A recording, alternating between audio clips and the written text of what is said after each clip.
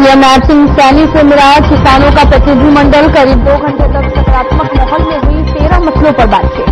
CM Saini ने सभी मांगों पर विचार करने का दिया आश्वासन। बीजेपी प्रदेश अध्यक्ष मोहनलाल बड़ोली की प्रेस कॉन्फ्रेंस। कहा, प्रदेश में बनाए गए 40 लाख से भी ज्यादा सदस्य संगठन चुनाव के लिए बनाई गई प्रदेश। फरीदाबाद सेक्टर 25 स्थित कंपनी में हुआ हादसा। मैन्युफैक्चरिंग कंपनी में दम घुटने से 2 गार्ड्स की हुई मौत। अंगीठी गिराकर सोते समय हुआ हादसा।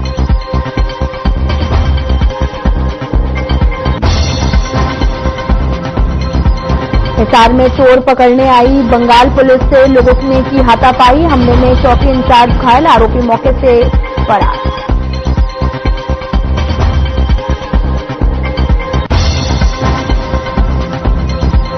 ऑन ड्यूटी शराब में धुत मिला कौथल रोडवेज का चालक। सवारियों ने हंगामा कर पुलिस को दी सूचना। यात्रियों के विरोध करने पर टली अनहोनी।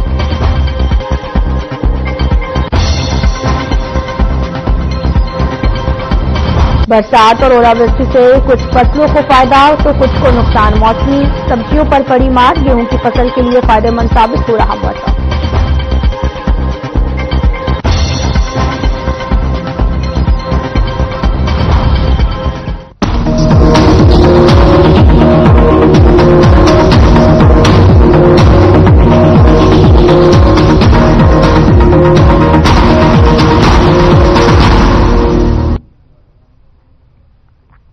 नमस्कार, मैं हूं आपके साथ अंकिता पाल। बुलेटिन की शुरुआत करते हैं।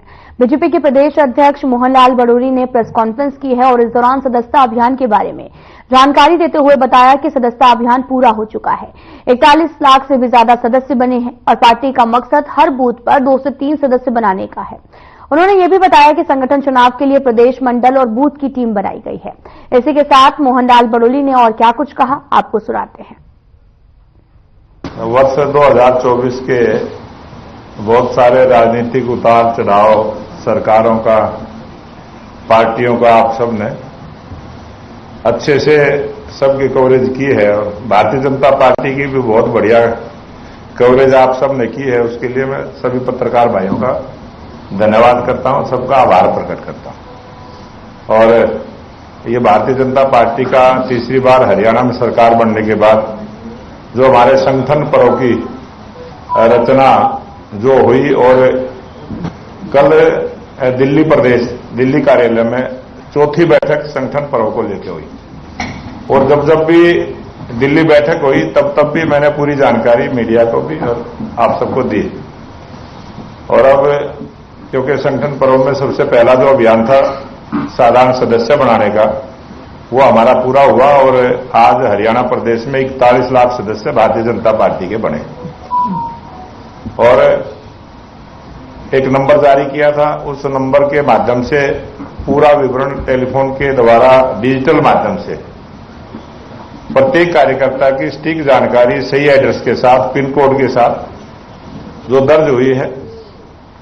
उसके बाद हमारा दूसरे चरण का अभियान चला के सक्रिय सदस्य बनाना और सक्रिय सदस्य बनाने का टारगेट जो हमने लिया था उसमें 31,000 से ज्यादा सक्रिय सदस्य बने। हरियाणा प्रदेश में 20,629 बूथ हैं। प्रत्येक बूथ पर 2 सक्रिय सदस्य जरूर बने, हमारा बूथ का अध्यक्ष और BLA-2। और हमने 3 कार्यकर्ता कम से कम सक्रिय सदस्य बने। इस प्रकार की हमने योजना और रचना की है और 31,000 से ज्यादा सदस्य सक्रिय बने हैं। प्रत्येक बूथ पर 3 बने, इस प्रकार की रचना की योजना हमने बनाई।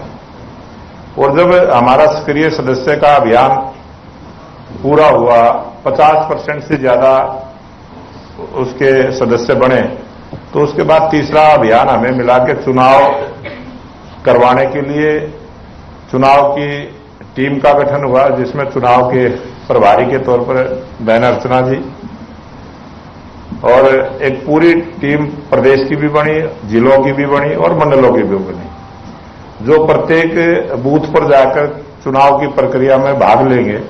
ऐसे भी हमने जो 4390 हमारे जो शक्ति केंद्र हैं उन सब शक्ति केंद्रों के सहायकों की भी नियुक्ति करते हुए और बूथ तक की जिम्मेवारी दी है, ताकि वो जाके बूथ की हमारी जो कमेटी बनेगी 1+11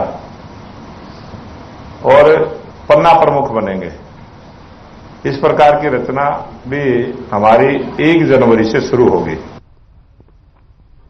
एमएसपी की मांग को लेकर धरने पर बैठे किसानों से हरियाणा सरकार और किसानों के बीच में बातचीत हुई है। सरकार और किसानों की बातचीत तकरीबन 2 घंटे चली। 13 मुद्दों पर बातचीत हुई। बैठक के बाद किसान नेता गुरनाम सिंह चढ़नी का बयान आया है। किसान नेता ने कहा कि सीएम नायब सिंह सैनी के साथ आज किसानों से जुड़े 13 कई मुद्दों पर सकारात्मक बातचीत हुई है। सीएम सैनी ने सभी मांगों पर विचार कर पूरे करने का आश्वासन भी दिया है। हाल ही में केंद्र सरकार की तरफ से भेजे गए कृषि ड्राफ्ट के सुझाव में किसान यूनियन ने हरियाणा में प्राइवेट मंडी बनाने का विरोध किया। केंद्र सरकार ने सुझाव देने की तारीख बढ़ाकर 10 जनवरी कर दी है और साथ ही किसान यूनियन की इसमें अपने सुझाव देगी। और बातचीत के दौरान किसान यूनियन ने हरियाणा सरकार से आग्रह किया कि वह केंद्र से बातचीत कर जारी किसान आंदोलन का समाधान करवाने से पहल करें। न्यूनतम समर्थन मूल्य गारंटी कानून की मांग पर सीएम नायब सिंह सैनी ने कहा कि सरकार ने जो घोषणा की है उसके बाद में कानून बनाने की कोई जरूरत नहीं है। साथ ही किसान यूनियन ने भी कई किसान आंदोलन के दौरान किसानों पर दर्ज हुए मामलों को वापस लेने की बात कही है।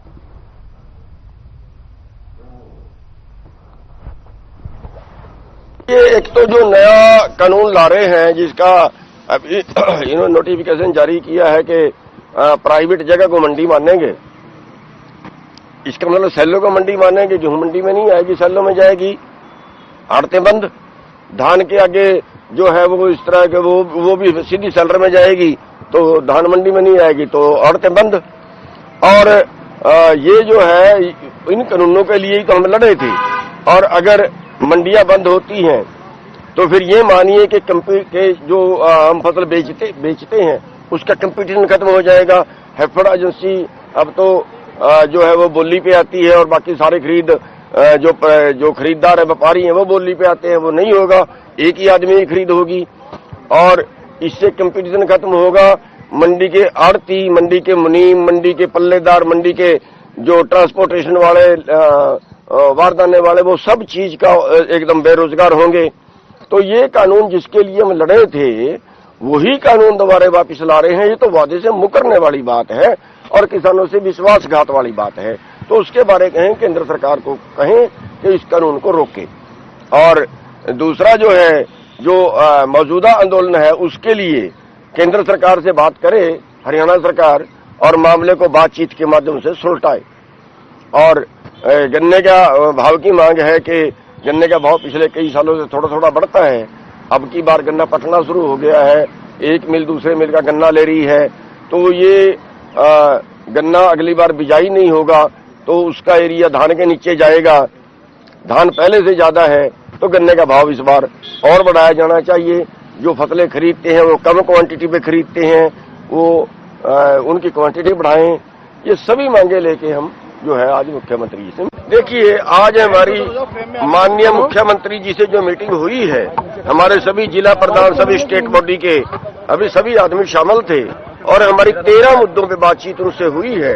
उनमें एक मुद्दा तो ये है कि जो सरकार ने अभी जो मंडियां तोड़ रहे हैं, प्राइवेट एरिया को मंडी बनाने का जो उन्होंने वो भेजा है, तो उसके बारे हुई है। उसके बारे हमने माननीय मुख्यमंत्री जी को कहा है कि हमें हरियाणा में ये कबूल नहीं है। तो इन्होंने कहा हम अपनी तरफ से भी और आप अपनी तरफ से भी सुझाव केंद्र को भेजें। और एक जो मुद्दा है, जो अभी आंदोलन चल रहा है, इस आंदोलन में केंद्र सरकार से हरियाणा सरकार बातचीत करके इस मामले को सॉल्व करवाए। खबर फरीदाबाद से है, जहां पर सेक्टर 25 स्थित गली नंबर 10 प्लॉट नंबर 2 में Panchal manufacturing private limited company में दम घुटने के चलते 2 गार्ड्स की मौत हो गई है। गार्ड रूम में अंगीठी जलाकर सो रहा था। पुलिस ने दोनों मृतकों के शवों को कब्जे में लेकर पोस्टमार्टम के लिए भेज दिया है।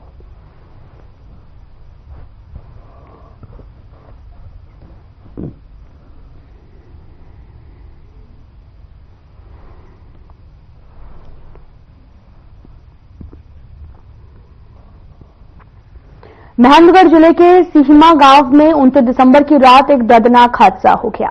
एक कार अनियंत्रित होकर जवाहरलाल कैनाल नहर में जाकर गिरी है। इस हादसे में ड्राइवर की मौत हो गई है। जानकारी मिली है कि हादसे के वक्त नहर के पास से कुछ युवक खाना खा रहे थे और युवकों ने जब हादसा देखा तो तुरंत ही पुलिस को सूचना दी। युवकों ने नहर से गाड़ी में फंसे व्यक्ति को बाहर निकाला। एम्बुलेंस की मदद से नारनौल के नागरिक अस्पताल पहुंचाया गया, लेकिन डॉक्टरों ने जांच के बाद में कृष्ण कुमार को मृत घोषित कर दिया है। सूचना के बाद मौके पर पहुंचे और मृतक की पहचान 41 साल के कृष्ण कुमार के रूप में हुई है, जो गांव देरोली अहिर का रहने वाला था।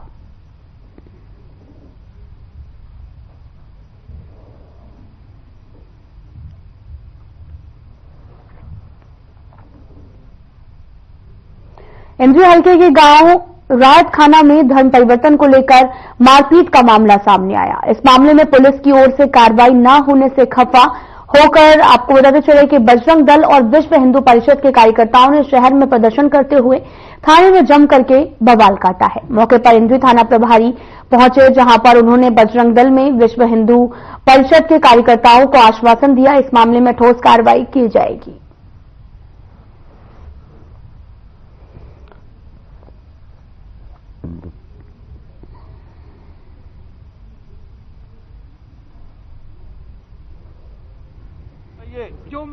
ये 16 तारीख से 16 दिसंबर से कुछ जो जैसे आप सब जानते हैं कि कुछ बहनें बेटियां जो है ना ईसाई धर्म का प्रचार प्रसार करने के लिए गांव रायत खाना के अंदर आती हैं और वो घर घर जाकर के कुछ इतिहास कुछ ऐसा जो लिटरेचर वितरित कर रही थी और लोगों को प्रलोभन दे रही थी कि आप ईसाई धर्म अपनाओ, आपको बहुत कुछ पैसा भी मिलेगा, ये सब कुछ मिलेगा, इस प्रकार के प्रलोभन दिए गए। तो एक साथी है जिसका नाम है नरेंद्र सैनी, उनको ये बात वो आए नहीं, लेकिन वो उनके साथ जबरदस्ती करने लगे, भाई साहब आप भी आइए, आपको भी धन दौलत देंगे, सब कुछ होगा, आपका सब उद्धार हो जाएगा। वो और हिंदू धर्म की बुराइयां करने लगी उनके सामने। गांव में क्रिश्चियन बने हैं, उन्हें बुलाए थे हमारे गांव के अंदर। तो मैं अपने घर गया थी गाड़ी रोक के, तो गाड़ी में बाहर खड़ी करके अपने घर गया तो मेरी घरवाली बोली ऐसे ऐसे करके धर्म परिवर्तन के बारे में कह रहे थे, भी पैसे पूसे ले लो और गठबंधन पैलेस में आका हम पैसे भी देंगे और आपका इलाज भी ठीक करेंगे, आपको सब कुछ देंगे हम। तो मैंने इस बात से गुस्सा गया जी, भाई मैं अपना हिंदू धर्म हूँ। मेरी घरवाली ने मेरे पर फोन मारा, मैंने जाकर ये गुरुद्वारे के पास रोक ली कि तुम अब मेरे गांव में क्या चीज कर रही, प्रचार कर रही, हमारे गांव में देवी देवते सब कुछ है, आप किस चीज का प्रचार कर रहे, अब आपको किसी ने अथॉरिटी दी प्रचार करने की यहाँ। उसके बाद भी उन बंदों ने 18 तारीख ने दुकान के ऊपर मेरा हमला बोल दिया। मेरा नाम है धीर सिंह, मैं 4 साल पहले ग्राम पंचायत रायत खाना में मेंबर ऑफ पंचायत था। तो 4 साल पहले उन्होंने एक प्रोग्राम और कराया था, नाम है रणजीत सिंह, जिन्हें एक प्रोग्राम कराया, सरकारी स्कूल में प्रोग्राम कराया था। सरकारी स्कूल में बड़ा प्रोग्राम था भाई, जो उनका धर्म का सिस्टम था भाई ईसाई बनाएंगे। तो मैं घर ही सो रहा था रात के 9 बजे, तो मेरे पे फोन आया, एक हमारे मित्र आए भाई आपके गांव में कि क्रिश्चियन प्रोग्राम हो रहा, मुझे मेरे को पता नहीं। अरे उन पे रिपोर्ट थी रोहतक से, ये 4 साल पहले की बात है, एक ही घर था उस टाइम हमारे गाँव में। तो जी उधर से फिर बजरंग दल के कार्यकर्ता आए, प्रोग्राम बंद करवाया, तो FIR करवाई। यहाँ उस टाइम बहुत बढ़िया SHO थे, नाम शायद मैं भूल गया, तो उन्हें तुरंत कार्रवाई करी। ये मेरे संज्ञान में तो है, कोई लड़ाई झगड़ा हुआ था इनका 27 तारीख को रायत खाना गांव में। तो एक दरखास्त दे गए थे लड़ाई झगड़े की, तो तस्दीक की रिपोर्ट लिख दी थी। तो अभी ये आए हैं, देखो भाई ये कोई धर्म परिवर्तन करा रहे हैं गांव में, कुछ ऐसा मामला है, आपस में लड़ाई झगड़ा देखो उसकी कर रहे हैं, जांच कर रहे हैं, तस्दीक के उपरांत जैसी भी कार्रवाई वो जरूर करेंगे। कोई मारपीट भी हुई है? मेडिकल पेश कर रहे हैं, अब मारपिटाई का भी है। इससे पहले भी बता रहे हैं कि 18 तारीख को भी कोई इनका झगड़ा वगैरह हुआ। ये बता रहे हैं 18 तारीख को भाई कोई बुक्स वगैरह गांव में बांट रहे थे, कुरुक्षेत्र से आए हुए थे कोई लेडीज वगैरह, उस चीज का विरोध किया हुआ इसने। वो दरखास्त देखो, वो मेरे अभी संज्ञान में नहीं है। देखो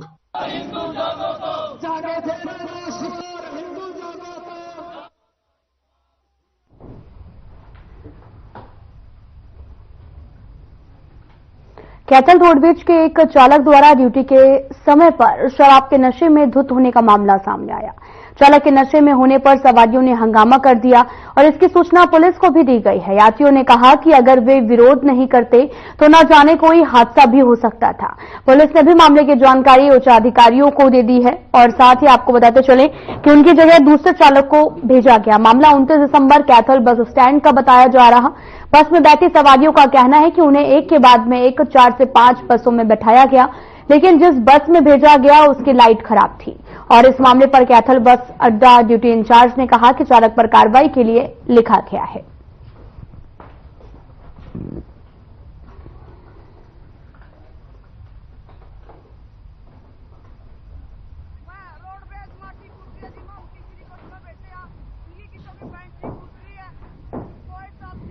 किसी का किसी की लाइट फूट रही है, कोई 10 बसा में तो तार दिया में यमुनानगर की बस मैं रोड पे माटी कूट रही है जी। हम तीसरी बस में बैठे हैं, इनकी किसी की बैटरी फूट रही है, कोई चलती कोई नहीं, किसी की लाइट फूट रही है, कोई 10 बसा में तो तार दिया में यमुनानगर की बस यमुनानगर की बस है जी। ड्राइवर शराब पी रहा है जी, ड्राइवर शराब पी रहे हैं जी। फुल तल्ली हो रहा हम 3 बसा में तो तार दिया जी, बना कल 70 जाना है। मेरे संज्ञान में आता जी, पुलिस इंस्पेक्टर द्वारा फोन किया गया था कि आपका चालक शराब के नशे में है, तो मैंने तुरंत उसकी ड्यूटी काट कर और दूसरी बस को भेज दिया, साथ में दूसरा टायर बदल दिया और उसकी पुलिस इंस्पेक्टर आता जी, और उसके बाद मौके पर दूसरी गाड़ी को रवाना कर दिया। कैथल से यमुनानगर मार्ग पर जा रही थी, उसका स्टैंड 6:40 उसको कह गया उसको सजा मिलनी चाहिए और उसकी ड्यूटी चेंज कर दी गई है जी।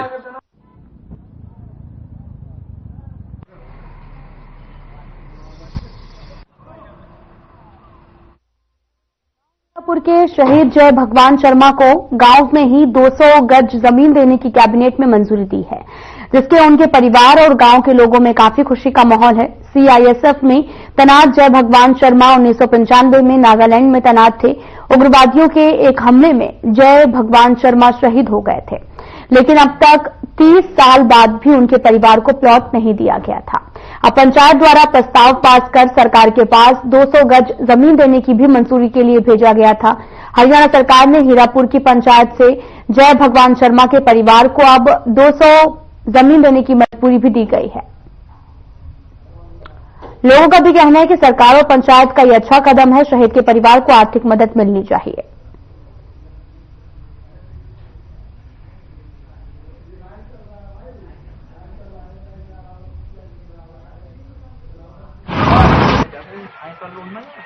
ये सरकार की बहुत ही अच्छी पहल है मैं शहीदों के प्रति। इससे क्या है, आने वाली पीढ़ी को देश की सेवा का जज्बा मिलता है।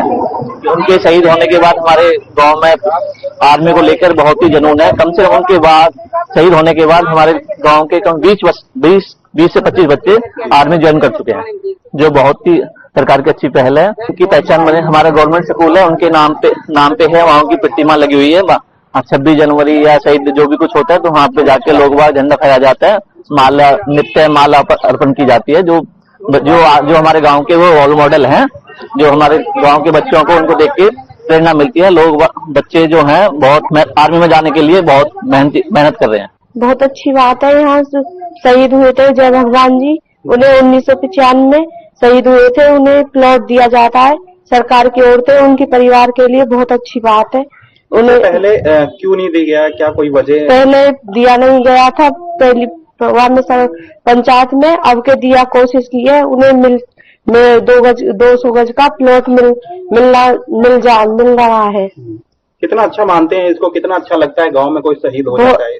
बहुत अच्छी बात है। वो देश की ओर पर हुए गर्व हुए थे, वो शहीद हुए थे, उसलिए उनकी देश हमारे हीरापुर गांव में बहुत अच्छी बात है। उन्हें प्लॉट मिल रहा है सरकार की ओर से, और उनके परिवार के लिए भी बहुत अच्छी बात है। 94 में हमारे गांव में जो शहीद हुए थे श्री जय भगवान जी, उनके परिवार को अब तक कोई सरकार की तरफ से या पंचायत की तरफ से किसी प्रकार की कोई प्लॉट अलॉट नहीं हुआ था। लेकिन अब पंचायत ने मुहिम छेड़ी, जिसको सरकार ने पास किया, प्लॉट को पास किया। ये बहुत ही अच्छी बात है। शहीद के परिवार को प्लॉट का लाभ भी मिलेगा और उनके आर्थिक मदद भी होगी। श्री जय भगवान जी 1995 में आतंकी विरोधी दल के चल रहा था, उसमें आतंकियों द्वारा इनके ऊपर हमला करने के कारण शहीद हुए थे 12 दिसंबर 1995 में, जिनके पार्थिव शरीर को यहाँ पर लाकर मुख्य अग्नि दी गई थी। और तब से लेकर अब तक उनके परिवार को हमारे गांव में किसी प्रकार का कोई भी प्लॉट अलॉट नहीं हुआ था, जिसको पंचायत ने अब जाके उसके लिए एक प्रस्ताव पास किया, जिसकी मंजूरी के लिए सरकार के पास भेजा, और सरकार ने भी बड़ी ही विनम्रता से उस कार्य को करते हुए उसे पास कर दिया। ये बहुत अच्छा कार्य किया सरकार ने कि उसको पास किया। और अब ग्राम पंचायत शहीद जय भगवान के परिवार को उनकी पत्नी कमलेश के नाम पर प्लॉट गांव में ही अलॉट कराएगी। खबर नौहर से है, जहां पर शहर में भादरा बाईपास के पास में स्थित प्यारी बहना महिला अनाथ आश्रम की व्यवस्थाओं को जानने के लिए हमारी टीम औचक निरीक्षण पर आश्रम में पहुंची। जब हमारी टीम प्यारी बहना महिला अनाथ आश्रम में पहुंची तो वहां पर आश्रम में जाकर देखा तो आश्रम में करीब 100 से भी अधिक वृद्ध अनाथ बेघर और विकलांग माताओं और बहनों को खाना खिलाया जा रहा था। हमारी टीम ने सबसे पहले रसोई घर में पहुंचकर खिलाए जा रहे खाने की क्वालिटी को चेक किया और खाने की क्वालिटी बहुत अच्छी थी। आश्रम की सभी माताओं और बहनों को खाने की बेहतरीन क्वालिटी के साथ साथ सलाद भी दिए गए थे और साथ ही आश्रम की अच्छी और बेहतरीन व्यवस्थाओं को देखकर हमारी टीम ने भी आश्रम में सेवा करने की ठानी और आश्रम की सभी माताओं बहनों को अपने हाथों से खाना खिलाया।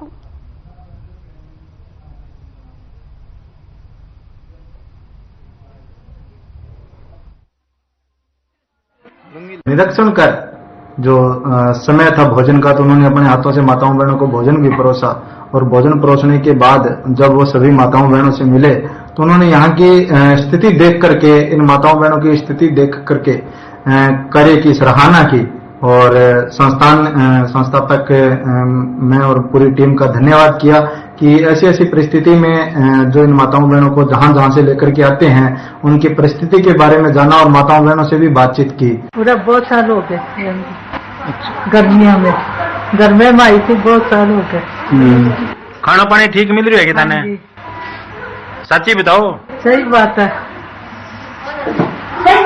दोनों टाइम खाना मिल जाए? हाँ जी। चाह मिल जाए? हाँ जी। घर न बढ़िया रखा है गटा जी? हाँ जी। हैं? 2 दिन हुई बरसात और ओलावृष्टि से एक तरफ जहां पर मौसमी सब्जियों की फसल में नुकसान बताया जा रहा, तो वहीं पर गेहूं की फसल के लिए सर्दी फायदेमंद साबित हो रही है। किसानों का भी कहना है कि गेहूं की फसल जितनी सर्दी पड़ेगी उतनी ही पैदावार अच्छी होगी, लेकिन जो इस सीजन में सब्जियां बोई जाती हैं उसमें ओलावृष्टि से नुकसान हुआ है। यदि पाला पड़ता है तो उसका भी नुकसान होगा, लेकिन गेहूं की फसल के लिए सर्दी फायदेमंद है।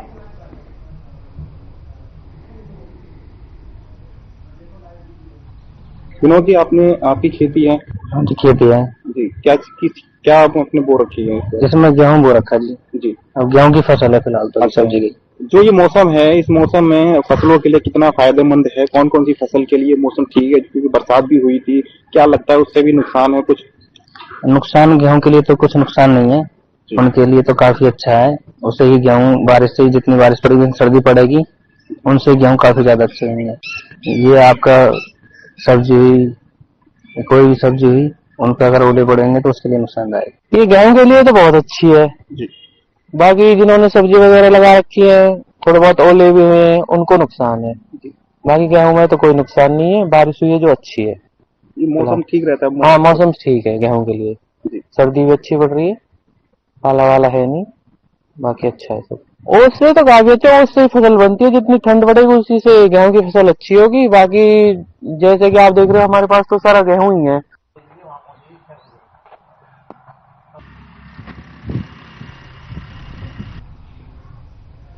हिसार में पुलिस और स्थानीय लोगों में हाथापाई हो गई है। एक चोरी के मामले में आरोपी को गिरफ्तार करने के लिए पश्चिम बंगाल पुलिस पहुंची थी। जानकारी के मुताबिक लोगों ने आरोपी को गिरफ्तार करने का विरोध भी किया।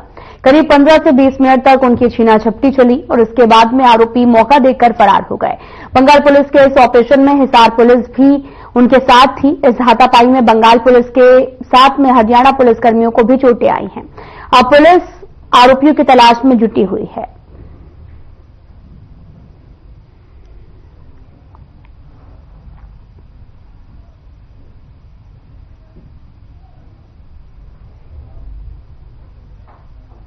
फिलहाल बुलेटिन में इतना ही। नमस्कार।